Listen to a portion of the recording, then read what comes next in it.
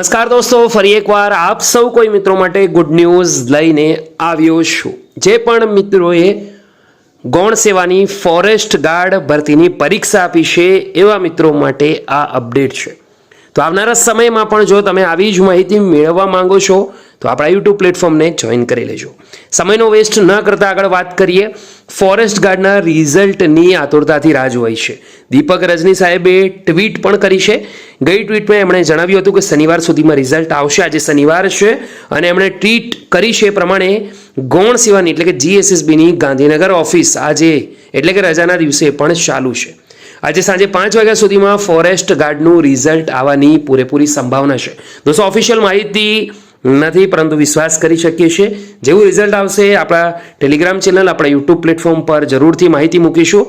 આજની આ વિડીયો ગમી હોય તો લાઈક કરજો, બીજા સુધી શેર કરવાનું ભૂલતા નહીં। ફરીવાર મળીશું, ત્યાં સુધી ગુડ બાય।